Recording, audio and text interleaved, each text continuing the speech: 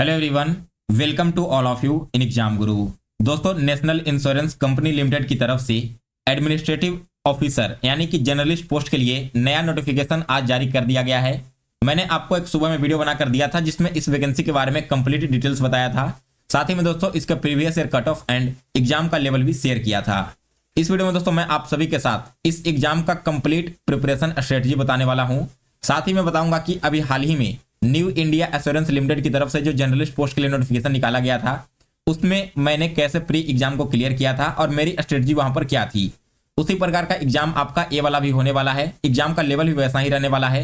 तो आपको सारी चीजें मैं एक एक करके क्लियर कर दूंगा और वीडियो देखने के बाद भी अगर आपके मन में कोई डाउट या क्यूरीज रह जाता है तो आप मुझे कमेंट कर देना। आपके सारे कमेंट्स पढ़ने के बाद रात में एक अलग से वीडियो बना करके वो सारे डाउट्स भी दूर कर दूंगा। तो गाइस चलिए ज्यादा टाइम स्पेंड ना करते हुए आज का वीडियो स्टार्ट करते हैं। पहले दोस्तों बात करेंगे कि न्यू इंडिया एश्योरेंस लिमिटेड का जो पेपर हुआ था उसका लेवल कैसा था, क्योंकि 2023 में हाल ही में वो पेपर हुआ है। तो दोस्तों उसका जो पेपर का लेवल था वो आईबीपीएस पीओ से काफी हद तक लो आया था एंड आईबीपीएस क्लर्क से थोड़ा सा ऊपर था।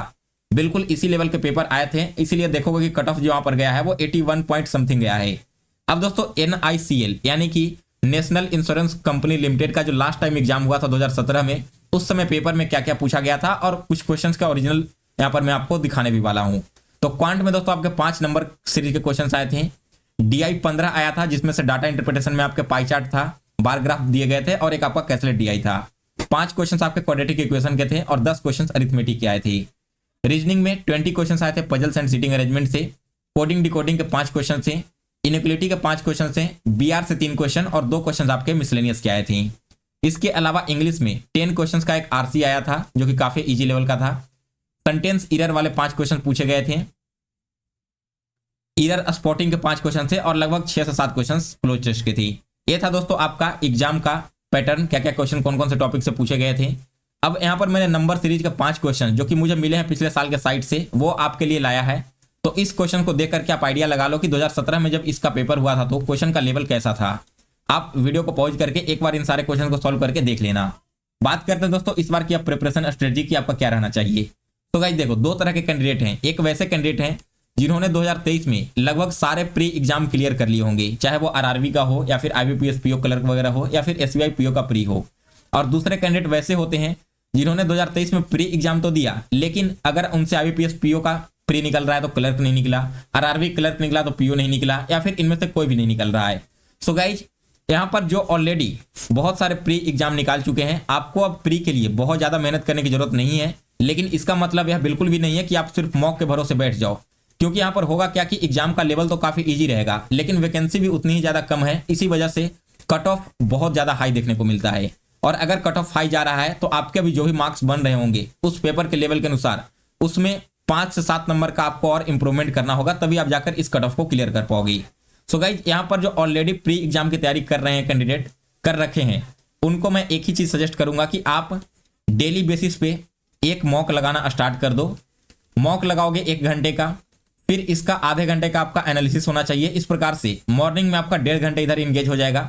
इसके बाद दोस्तों आपको 1 घंटे का टाइम और देना है प्री एग्जाम के लिए। अब इस 1 घंटे में क्या करोगे, 1 घंटे में आपको इंग्लिश स्ट्रॉन्ग करना होगा। ऐसा मैं इसलिए कह रहा हूं क्योंकि अभी हाल ही में जो NICL AO का प्री एग्जाम हुआ है इसमें दोस्तों इंग्लिश आपकी काफी इजी आई थी और सेक्शनल कट ऑफ इंग्लिश का आउट ऑफ 30 17.50 गया है। सो गाइज यहाँ पर आपको इंग्लिश में एटलीस्ट 30 में से तो 26-27 तक मार्क्स लेकर आने ही होंगे और ऐसे मार्क्स आ भी सकते हैं। आप यहाँ पर सेक्शनल कट ऑफ के अनुसार भी आइडिया लगा सकते हो।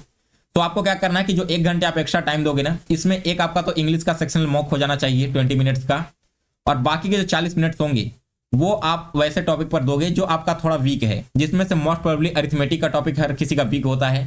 तो अरिथमेटिक के क्वेश्चंस आपको डेली बेसिस पे बनाने हैं, एटलीस्ट 15 से 20 क्वेश्चंस इन 40 मिनट में। और अगर इसके अलावा आपके पजल्स में थोड़े बहुत टाइम लग जा रहे हैं या फिर ब्लड रिलेशन वगैरह वीक है तो आप उस पर फोकस करो।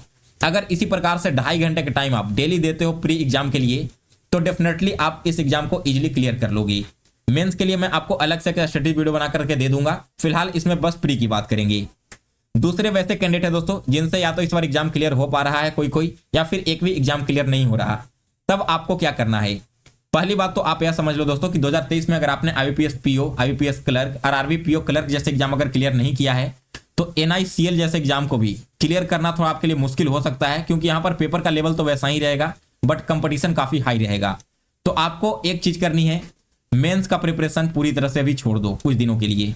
जीए वगैरह खास तौर पर मैं कहूंगा, आप क्वांट और रीजनिंग यहाँ पर कर भी सकते हो, लेकिन जीए तो बिल्कुल आपको हाथ नहीं लगाना है। बहुत सारे कैंडिडेट गलती क्या करते हैं कि जीए पहले से पढ़ना स्टार्ट कर दिया और उनका प्री ही क्लियर नहीं हो पा रहा है। तो फिलहाल आप अपने प्री पर फोकस करो, और प्री पर फोकस करने का मतलब ये नहीं है कि 2-2 घंटे आप बांट करके मैथ्स, रीजनिंग और इंग्लिश सभी पर देते रहो। आप ये देखो मॉक दे करके कि आप में कहाँ कमी है, क्योंकि बहुत सारे ऐसे कैंडिडेट होंगे जिन्हें लगता है कि क्वांट आपकी वीक है, लेकिन पता चलेगा कि एग्जाम में क्वांट का लेवल काफी ईजी है, 30 तक स्कोर कर सकते थे। वही आप यहाँ पर देखो कि रीजनिंग आपका पहले से मानकर चलो कि स्ट्रॉन्ग है, और पजल्स के लेवल थोड़े से इंक्रीज कर दिए गए, तो पजल्स में आप 24-25 क्वेश्चन ही बना करके फंस जाओगी। तो इसलिए दोस्तों आपको मॉक देना है, और मॉक का माइक्रो एनालिसिस करना है। अब माइक्रो एनालिसिस करने का मतलब क्या है, जैसे देखो मैंने यहाँ पर एक मॉक दिया है NISCL AO का, वो मैं आपके साथ शेयर कर रहा हूँ।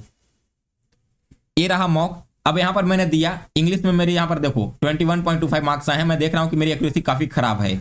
वहीं देखोगे कि लॉजिकल रीजनिंग में मेरे 2 क्वेश्चंस गलत हो रहे हैं, जो कि क्वांट से भी यहाँ पर मुझे लग रहा है कि मेरा खराब है। तो मैंने क्या किया कि रीजनिंग को ज्यादा इंप्रूव किया, इंग्लिश पर ज्यादा फोकस किया, क्वांट को ज्यादा टाइम मैंने नहीं दिया, क्योंकि मुझे पता है कि क्वांट मेरा ऑलरेडी स्ट्रॉन्ग है।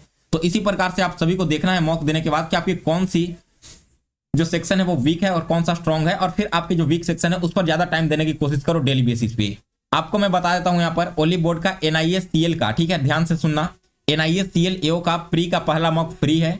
इसी मॉक के लेवल के अनुसार आपके एग्जाम में क्वेश्चन आएंगे, तो एक बार इस मॉक को सॉल्व कर लो। आपके जो भी यहाँ पर मार्क्स बन रहे हैं, आप मान कर चलो कि एग्जाम के लिए आप उतना ही अभी तैयार हो, और फिर आपको आइडिया भी यहाँ से लग जाएगा कि आपके कौन कौन से टॉपिक के क्वेश्चन छूटे हैं, ताकि आप उन सभी टॉपिक्स को कंप्लीट कर सको। दोस्तों यहाँ पर करना क्या है कि आपको डेली बेसिस पे मॉक लगाना स्टार्ट कर देना है। अगर डेली नहीं भी लगाओगे तो अभी अल्टरनेट बेसिस पे चल सकता है, लेकिन जो आपको सबसे ज्यादा टाइम देना है वो है दोस्तों आपका टॉपिक पर। अब टॉपिक में क्या होगा, इंग्लिश के लिए तो मैं पहले से भी सजेस्ट करते आया हूं और अभी भी यही कहूंगा कि सिर्फ और सिर्फ सेक्शनल मॉक लगाओ, इसी से आपके सबसे ज्यादा मार्क्स इंप्रूव होंगे। एक सेक्शनल मॉक आपको डेली लगाना है फुल लेंथ मॉक के अलावा, और जो इसमें क्वेश्चन आपसे नहीं बन रहे हैं या फिर जो गलत हो रहे हैं उसके पीछे का क्या प्रिंसिपल है, क्या वहां पर रूल लगाया गया था, और आपके माइंड में उसमें क्या चल रहा था क्वेश्चन को बनाते समय, ये तीनों चीज आपको बिल्कुल एनालिसिस करना है। इससे ही आपको क्वेश्चन फिर से दोबारा गलत करने का आइडिया नहीं लगेगा, और फिर से आप जब दोबारा क्वेश्चन को सॉल्व करोगे तो आप इजीली उसे सॉल्व कर पाओगे। दूसरा दोस्तों क्वांट की बात कर लूं तो क्वांट में आपको टॉपिक वाइज टाइम देना ही पड़ेगा, अगर आप अपना स्पीड इंप्रूव करना चाहते हो तो। अगर आपके नंबर सीरीज वगैरह थोड़े वीक हैं तो इस पर आप डेली बेसिस पे 10 से 15 नंबर सीरीज बनाओ। अरिथमेटिक तो आप सभी को बनाना है एटलीस्ट 15 क्वेश्चन, और रीजनिंग में आपको क्या करना है, पजल्स आपको डेली बेसिस पे एटलीस्ट 4 से 5 बनाने ही हैं, क्योंकि यहाँ पर पजल दोस्तों आपका क्या होता है ना कि काफी इजी भी नहीं होता और लेंदी भी नहीं होता। अगर आप अपनी स्पीड इंप्रूव कर रखे होगे पजल में, तो जो 4 सेट आते हैं पजल के आप चारों यहाँ पर सॉल्व कर सकती हो। तो पजल्स पर आपको डेली टाइम देना होगा अलग से, एटलीस्ट 4 पजल डेली सॉल्व करो। और मिसलेनियस में आपके जो टॉपिक आते हैं जैसे ब्लड रिलेशन और सिलॉक्स, इस पर आप मेनली फोकस करना, क्योंकि दोनों के दोनों टॉपिक आपके एग्जाम में आएंगे। इनइक्वालिटी काफी इजी होता है, हर किसी से बन जाता है, तो इसके लिए आपको डेली टाइम देने की जरूरत नहीं है। साथ ही में जो मिसलेनियस क्वेश्चंस होते हैं उस पर भी आपको टाइम देने की जरूरत नहीं है, क्योंकि मिसलेनियस क्वेश्चंस अगर आपके पास लास्ट में एग्जाम में टाइम बचेगा तभी सॉल्व करना, अदरवाइज यहाँ पर निगेटिव मार्किंग होने के चांसेस ज्यादा रहते हैं, तो इसलिए इसके स्किप कर देना ही बेटर होता है। सो ये था आपका कंप्लीट स्ट्रेटेजी प्लान। मैं 1 मिनट के अंदर में फिर से आपके साथ पूरी वीडियो को समराइज कर देता हूं। जो ऑलरेडी प्री एग्जाम क्लियर कर रहे हैं कैंडिडेट, तो आपको डेली बेसिस पे प्री का मॉक लगाना है, और इसके अलावा 1 घंटे का टाइम आपको देना है इंग्लिश पर, प्लस क्वांट और रीजनिंग में जो आपके टॉपिक थोड़े वीक हैं उन पर, और अरिथमेटिक पर। इतना अगर आप कर लोगे तो आपका एग्जाम क्लियर हो जाएगा। और जिन कैंडिडेट से एग्जाम अभी तक क्लियर नहीं हो पा रहा है प्री, तो आपको अल्टरनेट डे पर 1 मॉक लगाना है फुल लेंथ का। इसके अलावा दोस्तों डेली बेसिस पे आपको इंग्लिश का सेक्शनल मॉक, रीजनिंग का पजल्स, प्लस 1-2 आपके मिसलेनियस के टॉपिक, और अरिथमेटिक में नंबर सीरीज, और इसके साथ साथ आपको अरिथमेटिक सॉल्व करना है। इतना अगर आपने कर लिया दोस्तों तो एग्जाम से पहले आप बिल्कुल प्री एग्जाम के लिए तैयार रहोगे। और दोस्तों अगर आपने इसका प्री एग्जाम का तैयारी कर लिया तो आगे चलकर आपको यूनाइटेड इंडिया इंश्योरेंस का भी एडमिनिस्ट्रेटिव ऑफिसर का वैकेंसी देखने को मिलेगा, और वहां पर फिर आपको अलग से प्री एग्जाम की तैयारी नहीं करनी पड़ेगी। इस बार दोस्तों आपका टारगेट 85 का मिनिमम होना ही चाहिए, क्योंकि लास्ट टाइम इसका कट ऑफ 62 के अराउंड गया था, बट 2017 में कंपटीशन काफी कम था। 2024 में कंपटीशन इस मुकाबले बहुत ज्यादा होगा, जिसका नतीजा आपने NISCL का AO में भी देखा होगा कि 81.75 कट ऑफ गया है। तो इसलिए मैं आपको कह रहा हूं 85 का टारगेट करो, जिसमें 60 के अराउंड आपके क्वांट और रीजनिंग में हर हाल में हो जाने चाहिए, प्लस इंग्लिश में 25 के अराउंड होना चाहिए। तो ये था दोस्तों आपका नेशनल इंश्योरेंस कंपनी लिमिटेड का कंप्लीट स्ट्रेटजी। इसके अलावा दोस्तों अगर आपको और भी कुछ पूछना है तो आप मुझे व्हाट्सएप पर मैसेज कर सकते हो या फिर इसी वीडियो के कमेंट बॉक्स में कमेंट करके पूछ लेना। मेंस एग्जाम के लिए मैं आपको एक अलग से स्ट्रेटजी वीडियो बना करके 1-2 दिन के अंदर में दे दूंगा। फिलहाल आप अपनी प्री की तैयारी स्टार्ट कर दो, और जब प्री आपको लगे कि काफी हद तक इंप्रूव हो गया है तो फिर आप अपनी मेंस की तैयारी भी साथ ही साथ कंटिन्यू कर देना।